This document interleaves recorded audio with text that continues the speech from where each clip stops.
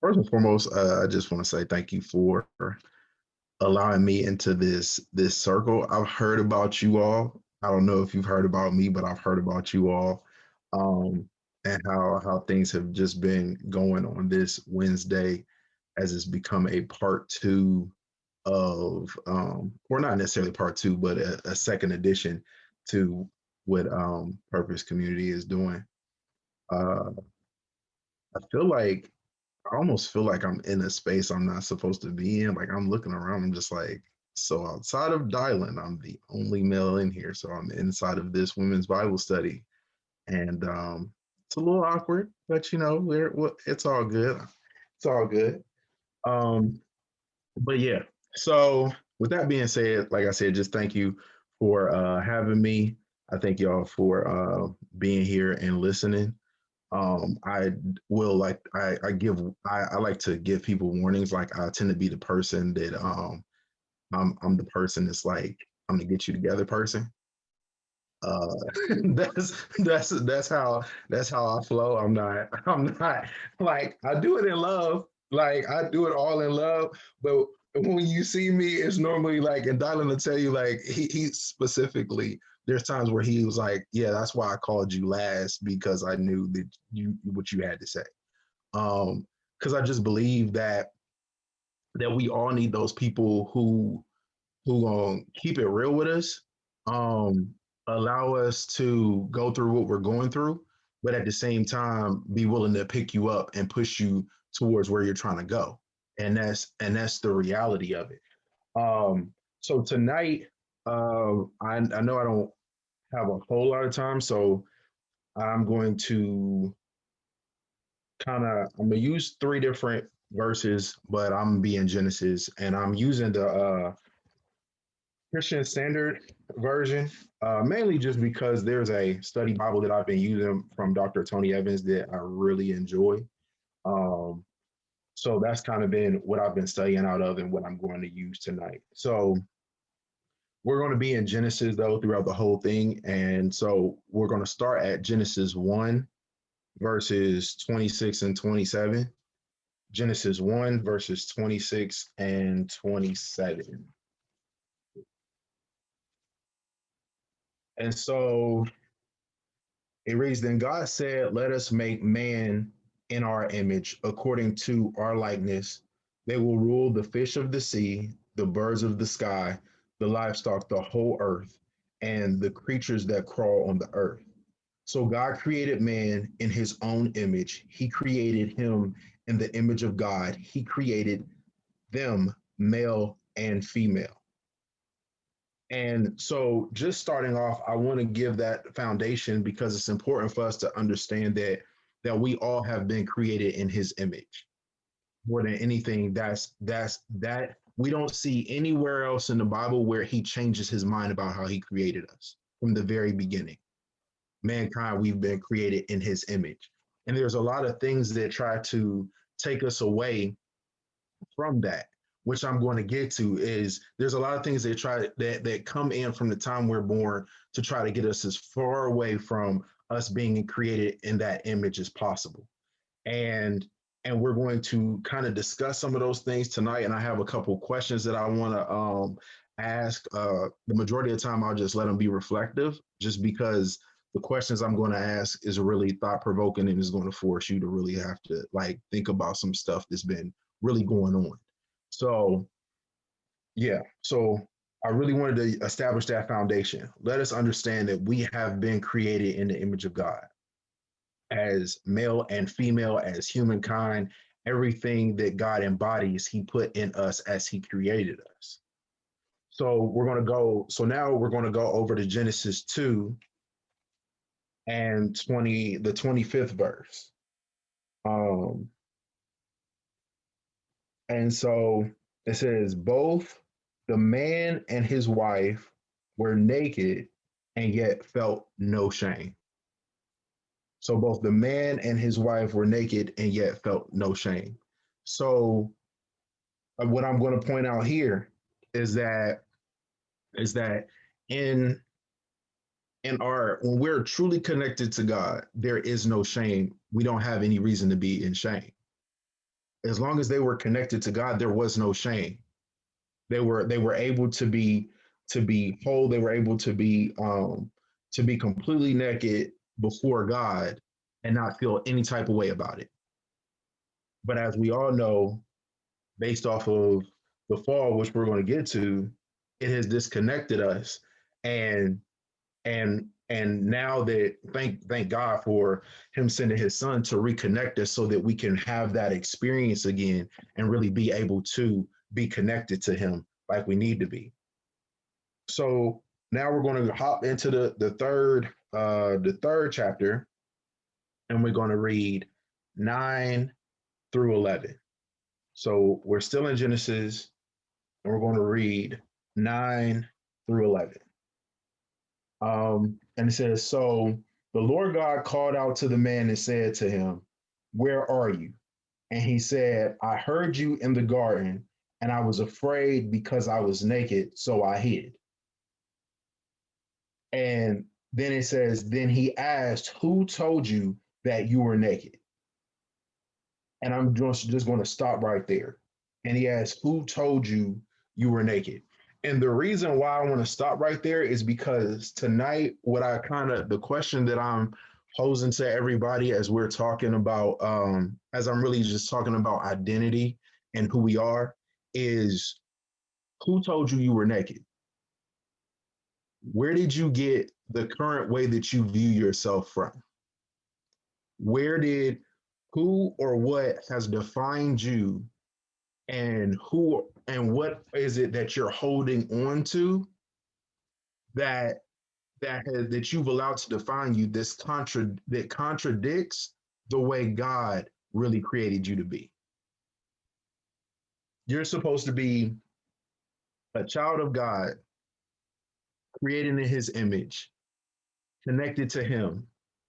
But there has been life things that's happened to us, whether it was from childhood or as an adult.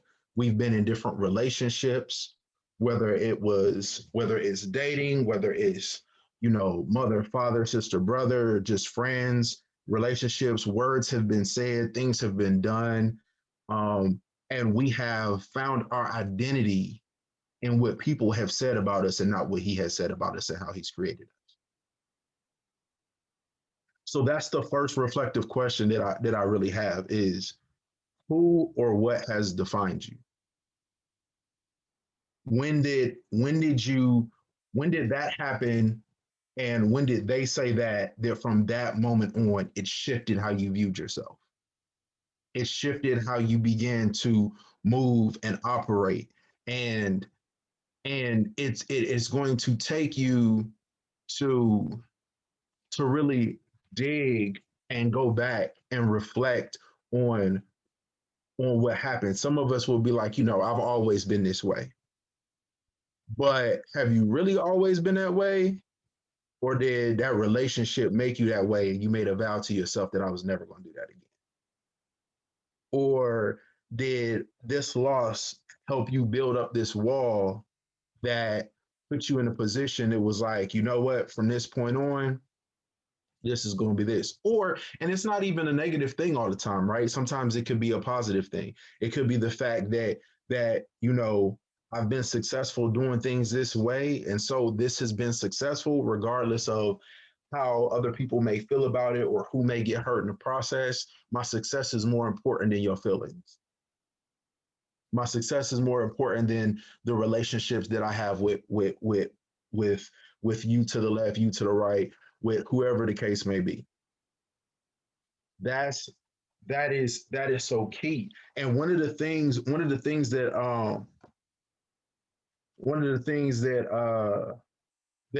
what I really want you to understand too is, and it kind of goes into my second question, is to be aware of how the enemy has distanced you from God and how he's distanced you from the way that you were created to be. Um, so the second question is, how has the enemy created distance between you and who you were made to be? How has the enemy created distance between you and who you were made to be? And I'm letting y'all know right now. I'm giving y'all the sped up version because I know how D operates, and also this is something that like I've been studying for a while, so I can really like go on and on about this. But I just want to give y'all some things to think about too, right? So we see that one of the things that we'll see from reading is that God established who they were, and then Hey D, Satan came. Yeah. could you repeat the second question? And you can slow down as much as God tells you to. If you need to hit a point, do what you got to do. I don't want I want them to get what they need to get. So Okay. repeat that second question for me so I can put it in the chat. So the second question was, how has the enemy created distance between you and how you were made to be? How has the enemy created distance between you and who you were made to be? And and so one of the things I want to make us aware of is, and with saying that, is the attacks of the enemy, right? Um, there's several places where we see it happen, but we're in Genesis, so I want to talk about that, but I'm going to talk about Jesus too. So we see in Genesis that God created him in his image, in his likeness, gave them dominion and authority. And then the serpent, he comes up in the serpent and gets them to question what God has said about them. And based off of him getting them to question that, he's able to get them to fall out of the presence of God and distance themselves from the identity that he established them to have. Their identity and who they were was also connected to them being in the presence of God and being connected to God. And what that did in the moment is it distanced them from God because they were out of order. They missed the mark when it came to what God had told them to do. And because of that, because of how holy he is and how it's set up, he literally had to had to distance himself from them. But even as you continue to read on, I think sometimes we look at God as a really harsh God, and God isn't as harsh as we think he is. He's still a loving parent because even after he knew they had to depart from them, he made sure they were clothed and guided them in a certain direction. So it wasn't just strictly abandonment. It wasn't now you're on your own. It was you can't be in my presence the way you once were, but I still care enough about you to show you where you need to go in the clothing, right? And we see that in our own lives sometimes whereas we've grown up and there comes like a distance between us and our parents as we get older or our guardians, and it comes this time where it's like, and we've done it with people personally. It's like, I love you enough that I gotta let you go. Like, I'm not abandoning you, but you just can't be in my space anymore. Like, you don't, the presence that you bring and what's going on in my space, it doesn't fit for what I have going on. So I have to allow you to go into a different direction. And so this is one of the ways that the enemy has attacked our identity. And he did the same thing with Jesus. So in the New Testament, when Jesus is baptized, the Bible says Jesus is baptized and the Holy Spirit ascends on Jesus like a dove. And God says, "This is my son in whom I'm well pleased." And then he's led into the wilderness. And then as soon as he comes out, the enemy comes and says, "If you be the son of God," which is a direct question to his identity, to who God has said that he was, which is the same thing that happened with Adam and Eve, except because Jesus understood who he was and had a better grasp of who he was able to pass the test that Adam failed. He was able to supersede past it, that he was able to supersede past that So he wasn't put in a position where he lost his identity and there was separation between him and God. And I say that because there has been times and things that has happened to all of us in our life that the enemy has strategically used to separate us from God and to separate us from who we believe we are and who we're supposed to be. And what ends up happening to us is we are so focused on what happened to us. We're so focused in that moment. We're so focused on this and that we look up, and then the distance between us and God is so far away because we've been so focused on the issue.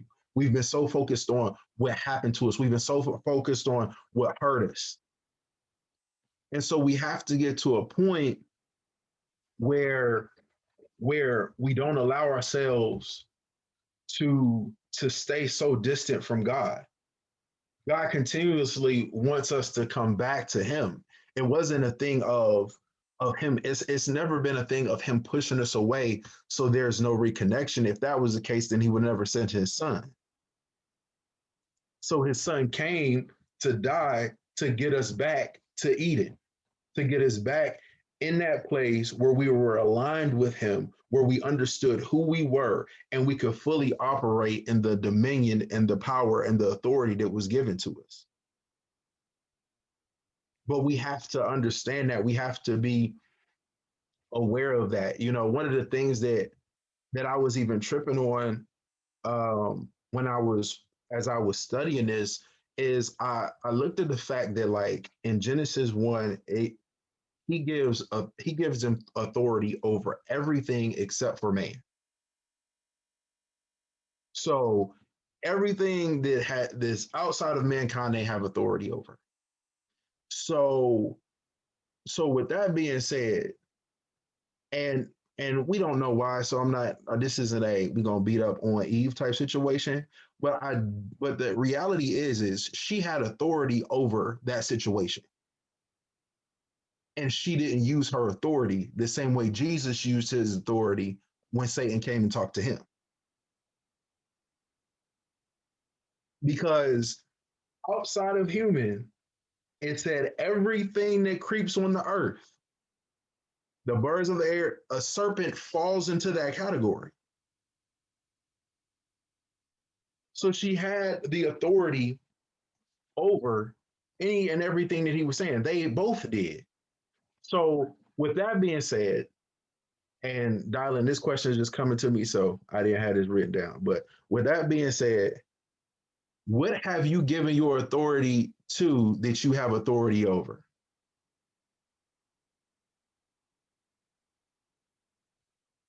What have you given your authority to that you have authority over? We have submitted ourselves to some people. We have submitted ourselves to some things. We've submitted ourselves to some actions that do not have authority over us. But based off of us being misguided and people not really teaching us the right way or leading us in the right direction, we're walking around we're walking around um we're walking around free and not understanding that we're free, right? One of the things that this particular passage has helped me fall in love with um is when Harriet Tubman says, I could have freed so many more slaves if they only would have knew that they were slaves. And so the reality is how many of us have been stuck in the same spot, in the same places over and over again because we don't realize who we really are. We don't really understand the authority that we have. Because the authority that he gave us, he never took that away. Like, you can go through from Genesis to Revelation and you never see where God changes his mind about the authority we're supposed to have.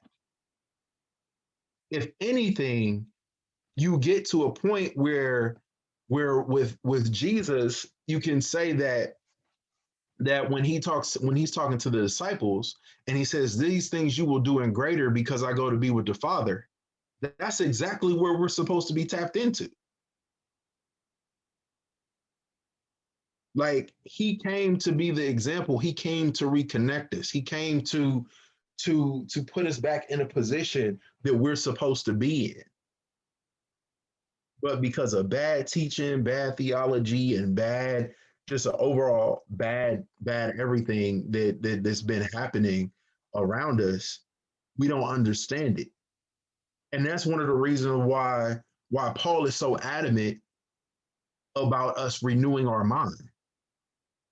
Like, that's why we have to be in such a place of renewing our mind, because we have to unearth all the crap that has been instilled in us, and that comes us, from the process of us being like spending time with God. So one of the last questions that I had, and then I'm gonna just spend some time kind of unpacking this a little bit, is what is it that you do to reconnect with God? How do you reconnect with God? How do you get yourself back into that place? Um, one of the I've been taking this. I've been in a class called Everyday Seminary. I've been in this school called Everyday Seminary, and one of the things that they were talking about, that he was discussing, is how we ignore and neglect the discipline of solitude. That we ignore and neglect the discipline of solitude. We don't take the time, and we don't look at the time to be alone with God as something that we value and protect, and that is necessary for us to reconnect and become exactly who he wants us to be. Like, that's one of the major keys for that, is we have to be able to build that relationship. We have to be able to to really connect with God, right? Everybody on here has a best friend, or they're in a marriage, or they've dated somebody. And the reality is you don't get to that type of intimate space without time. You have to get to know what this person likes, what this person doesn't like, how that fits with you, how it doesn't fit with you, if this is something you consider long term or you don't consider long term. Like, and that's just what we're in that point. We're really just talking about like more of a relationship when it comes to friendships or dating. But when we begin to look at it from a parental stance, and how we get the things that we get from it's based off of the environment that we're in, and some of that stuff is good, some of it is not so good. And but the reality is if we take our relationships that we value the most and we analyze them, the time that is spent in them is the reason why we value them so much, is because of how much time we've spent there. And what we also understand is how many, well, I know everybody has somebody who you've spent so much time around them that you both sound alike when it comes to certain statements and things that you do. You can look at that person across the room. Y'all can be all the way across the room, and you could both see something and look, and both of y'all may bust out laughing because y'all both know exactly what it is. Right? You know exactly what it is. And but that came from the time. It came from the way we become more like God is in that same way. We have to spend that time with God. We have to be able to get to the point where we don't necessarily even need to really ask God if he cool with it, because you already know that he's not cool with it. Because y'all got the time in to know, like, everybody knows that, like, when you have either like a grandparent or a parent or something, there's just certain stuff you're not going to do in their house, right? Because regardless of whether you're going to do it when you leave, you're not going to do it there, because there's been something that's been established there that you know. This isn't gonna fly here. Or you might go over somebody else's house. Um, I remember going to a friend's house, and I'm gonna just say what it is. Like, it was one of my friends that I went to school with, and he happened to be white. And I'm over his house, and I'm sitting on the steps, and his mom was was cooking something, and it was like chicken nuggets or something. And she looked at him, or she said she was like, yeah, yeah, I'm making chicken nuggets or something like that. And he was like, Mom, I don't want no chicken nuggets.